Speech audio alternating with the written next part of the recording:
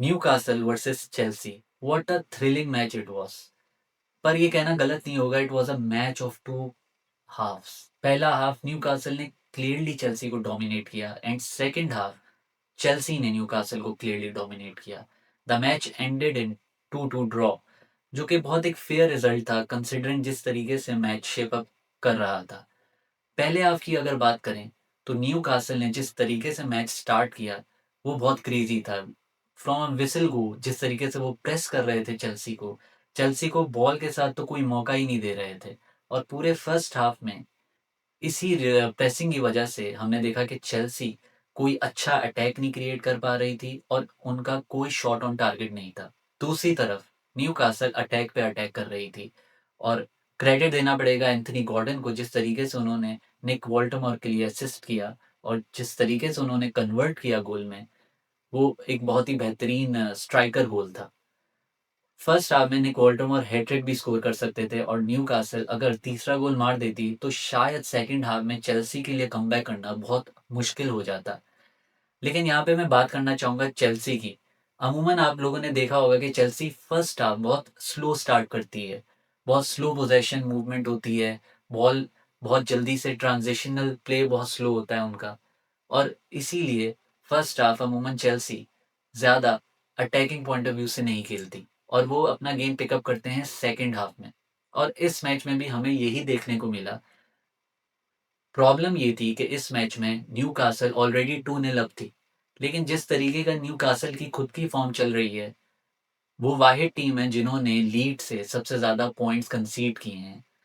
और ये बात एंजो मैरेस्का को बहुत अच्छे से पता थी कि न्यूकासल वल्नरेबल है सेकंड हाफ में और चेल्सी अगर थोड़ा-सा फास्ट पेस पे खेलती है, तो वो इस टीम के अगेंस्ट बहुत आराम से कमबैक करने की कोशिश कर सकती है। क्रेडिट देना पड़ेगा रीस जेम्स को जिस तरीके से उन्होंने फ्री किक पे वो गोल मारा, शायद चेल्सी को वो ही एक स्पार्क की ज़रूरत थी उस मैच में कमबैक करने के लिए क्योंकि उस गोल के बाद चेल्सी फ्रंट फुट पे आ गई थी। चेल्सी बिल्कुल उस तरीके से खेल रही थी जिस तरीके से न्यूकासल ने फर्स्ट हाफ में चेल्सी के अगेंस्ट खेला।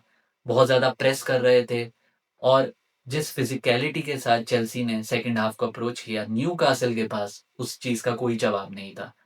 हर अटैक पे ऐसा लग रहा था कि चेल्सी अब गोल स्कोर कर सकती है और इवेंचुअली हमने देखा कि एक बहुत अच्छा पास जो सांचेज़ ने दिया, क्रेडिट देना पड़ेगा जिस तरीके से उन्होंने जॉव पेड्रो को वो असिस्ट दिया और जाओ पेड्रो ने जिस तरीके से उस बॉल को होल्ड किया और clear one on one chance था जो कि उन्होंने बहुत अच्छे से कन्वर्ट किया।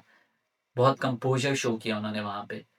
2-2 के बाद दोनों टीम्स को ऐसे मौके मिले जिस जहाँ पे वो इस मैच में विक्ट्री ले सकते थे। लेकिन चेल्सी ने जिस तरीके से सेकंड हाफ खेला था, लग रहा था कि चेल्सी ज़्यादा डिज़र्विंग है उस मैच को जीतने के लिए। But eventually match ended up in a 2-2 draw और ये रिज़ल्ट शायद दोनों टीम को ही इतना फ़ेवर नहीं करेगा। चेल्सी भी इसे as a point lost he consider करेगी और न्यूकासल जिनको जीत की बहुत ज़्यादा ज़रूरत थी, उनके लिए तो अब बहुत ज़्यादा टफ सिचुएशन आ गई है कि वो सेकंड हाफ में इतने ज़्यादा गोल्स क्यों कंसीड कर रहे हैं और एडी हाउ को इस चीज़ को टर्न अराउंड करना पड़ेगा बहुत जल्द, अदरवाइज़ न्यूकासल के लिए ये सीज़न बहुत ही खतरनाक साबित हो सकता है। इन माय ओपिनियन चेल्सी को ये मैच जीतना चाहिए था क्योंकि 2-2 के बाद न्यूकासल क्लियरली शैटर हो गई थी, उनके पास कोई जवाब नहीं था, हेड्स उनके डाउन हो चुके थे और वहीं पे चेल्सी को थोड़ा-सा और रिलेंटलेस आना चाहिए था और क्योंकि उस वक़्त मोमेंटम चेल्सी के साथ था, टेम्पो चेल्सी के पास था। और चांसेस भी चेल्सी को मिले लेकिन कुछ चांसेस हमने देखे गर्नाचो ने मिस किए, जहाँ पे हो सकता है वो थोड़ा-सा सेल्फिश हो गए। एक बेहतर अपॉर्च्युनिटी थी अगर वो पास दे देते तो Joao Pedro, Neto, even Enzo Fernandez second half में जब आए, तो उन्होंने बहुत अच्छी स्पेसेस कवर की, जहाँ पे गोल निकल सकता था।